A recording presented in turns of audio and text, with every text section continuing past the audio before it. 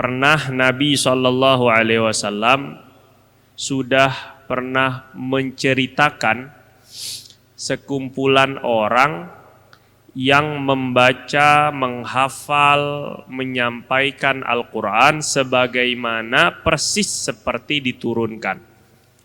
Artinya bacaannya sesuai tajwid, bacaannya enak didengar, makharijul hurufnya tepat, panjang pendeknya sesuai. Wa annahu la yujawizu taraqiyahum. Tapi sayangnya walaupun bacaan Qur'annya bagus, Nabi bilang bacaan Qur'annya tidak melewati tenggorokannya. Qur'annya cuma sampai kerongkongan, Pak. Tidak melewati tenggorokan, maksudnya tidak diterima Allah Subhanahu wa taala. Maksudnya tidak naik ke atas langit. Maksudnya tidak dicatat oleh para malaikat. Cuma pandai dalam membaca huruf Quran, tapi enggak diterima sama Allah Subhanahu wa taala. Wa annahum yamruquna minal Islam kama yamruqus sahmu minar ramiyah. Orang-orang ini pandai baca Qur'annya, tapi Nabi bilang mereka keluar dari Islam. Bayangin ini, Pak. Padahal ahli Quran. Mereka keluar dari Islam sebagaimana busur panah, anak panah keluar dari busurnya.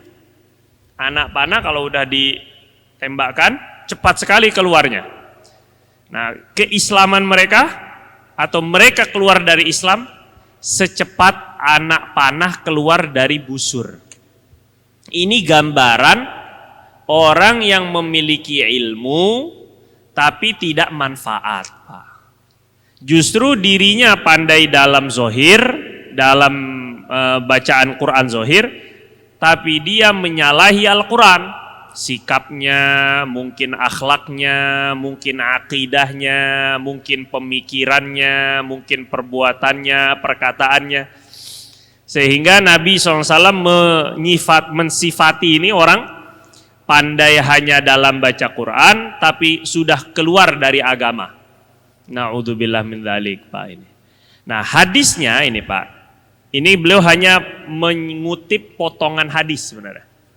Hadis lengkapnya tuh gini. Ini saya bacakan di riwayat Bukhari ya. Dari Sayyidina Abu Sa'id Al-Khudri radhiyallahu anhu. Jadi ketika kami bersama Rasul SAW, ketika itu bersama Nabi dan Nabi sedang membagi-bagikan harta. Harta ghanimah yang beliau dapatkan dari ghanimah itu harta rampasan perang, Pak. Habis pulang dari Khaybar.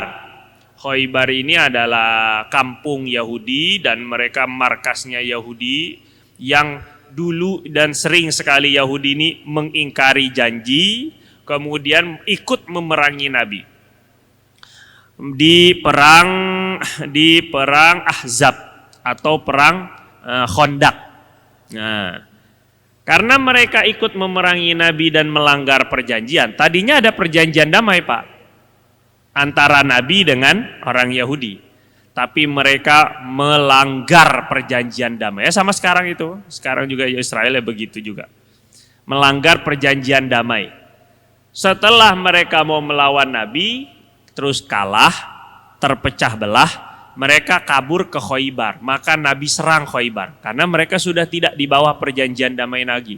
Mereka yang melanggar, membantu orang-orang musyrik Mekah melawan Nabi.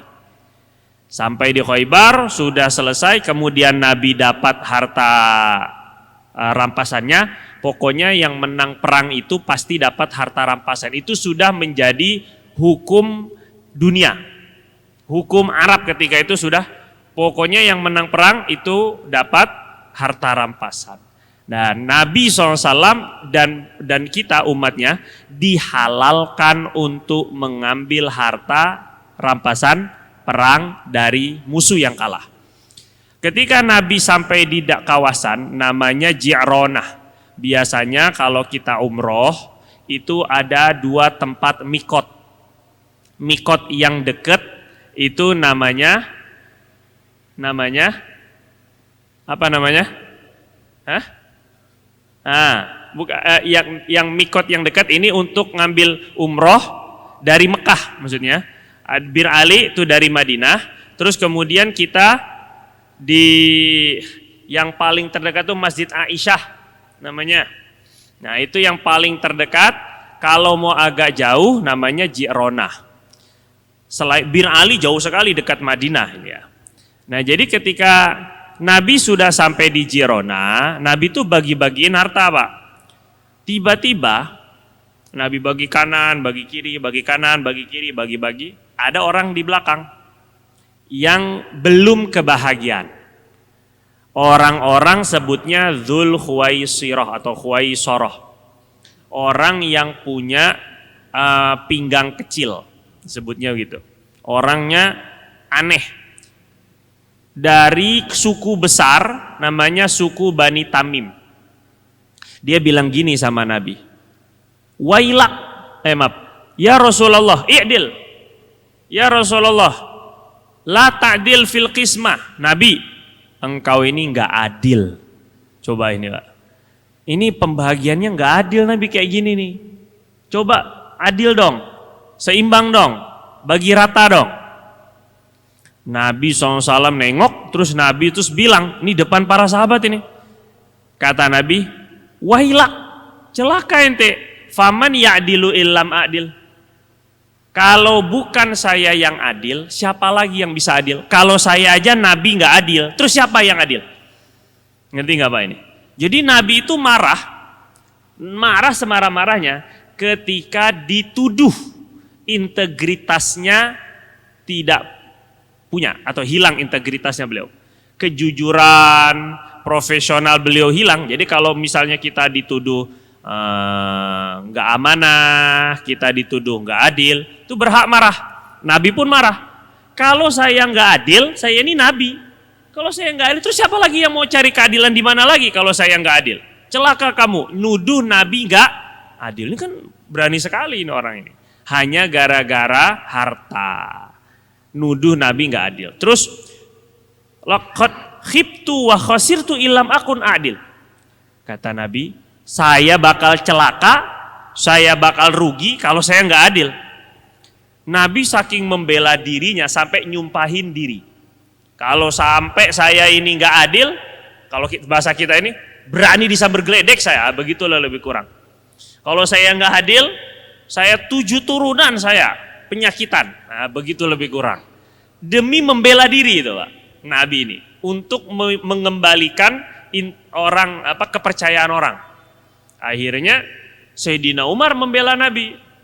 Sayyidina Umar ngebelanya nggak bukan pakai pedang Pak. Nabi izinin nggak saya sembelih aja nih orang. Nggak ada babi bu, nggak ada enak begitu. Sayyidina Umar tuh enak kalau ngebela tuh. Dan kayaknya harus ada yang kayak gini Pak di samping kiai Pak. Kalau kiainya lemah lembut aja ini kan nggak ada yang belain. Harus ada juga nih backingannya ini. Kata Sayyidina Umar, Nabi sini saya sembelih aja ini orang, izinin nggak? Enak aja nyuruh Nabi nggak adil, itu secara hukum jadi murtad Pak. Lah kalau Nabinya nggak adil berarti apa yang disampaikan bohong. Berarti apa semua Qur'annya itu palsu. Nah, ini kan bermasalah ini. Makanya Sayyidina Umar udah ngambil sikap ini. Nabi saya izin sembelih. Untungnya Nabi SAW bilang, dahu, biarin. Nabi bilang biarkan. Fa inna lahu ashaban yahkiru ahadukum sholatah ma'a sholatihim wa siyamah ma'a siyamihim. Marah. Dia ini akan punya kelompok, orang kayak gini nih, akan punya kelompok yang sholatnya kalian ketika melihat sholatnya kalah sholat kalian. Kita ini kalau membandingkan sholat kita sama sholatnya mereka, mereka lebih jago sholatnya Kalau membandingkan puasa sunnah kita sama puasa sunnahnya mereka, puasa sunnahnya mereka lebih keren lebih banyak. Kalian gak ada apa-apanya kalau dari sudut ibadah. Mereka tuh punya kelompok kayak gitu. Dalam segi ibadah rajin sekali, zohir Pak. Dalam segi ibadahnya luar biasa, sunnahnya Sholat sunnah, puasa sunnahnya, baca. Wa yaqra'unal Qur'an, mereka pun hafal Quran. Ahli Quran. Ibadahnya rajin, Qurannya mantep. Kayak apa coba Pak? Tapi Nabi bilang, la yujawizu taraqiyahum. Tapi Qurannya cuma sampai di lek-lekan. Tolak-lekan. Sampai di tenggorokan. Cuman dibaca aja Qurannya. Nggak masuk dalam hati mereka, nggak diterima sama Allah Subhanahu Wa Taala. Kayak apa tuh? Ini ciri-ciri ulama su itu maksudnya. Jadi kadang-kadang orang yang rajin ibadah ataupun juga dengan pandai dalam Quran bisa menyampaikan hadis-hadis, ini belum tentu imannya benar. Nah itu maksud saya ini. Maksudnya Nabi itu gitu. Imannya bisa rusak. Katanya Senok Hornje itu hafal Quran, katanya itu. Padahal dia ngerusak sejarah Islam Indonesia. Dia yang menjadi mata-mata dari Yahudi yang pura-pura masuk Islam. Nah jadi mereka hafal Quran tuh gampang. Semua orang bisa ngapal Quran walaupun orang kafir. Tapi iman belum tentu Pak. Imannya nggak ada ini. Sampai berani ngejelekin Rasul. Terus Nabi bilang, yamruquna minad-din kama yamruqu sahmu minar ramiyah. Mereka tuh keluar dari agama. Walaupun punya zohir agama, sholat iya, puasa iya, baca Quran iya, hafal Quran malah. Tapi mereka keluar dari agama seperti melesatnya panah dari busurnya. Cepat sekali. Ngeri ini. Yanzuru ila nasli ila risafi ila nudiyih wa huwa qadahu ila qadadhih fala yujadu fihi syai'. Kalau busurnya sudah ditembakin, ini gambaran Nabi. Mereka tuh keluar dari Islam seperti orang yang nembak-nembakin busurnya tanpa terasa dia ngelihat sarung busurnya udah nggak ada busurnya. Udah habis. Tembak. Pas mau nembak lagi, udah nggak ada nih panah. Tembak, pelurunya udah nggak ada ternyata. Nah, begitulah mereka keluar dari agama Islam, cepat sekali, sedikit tapi cepat, sedikit, tiba-tiba imannya udah nggak ada. Luntur imannya Pak, dan ini banyak.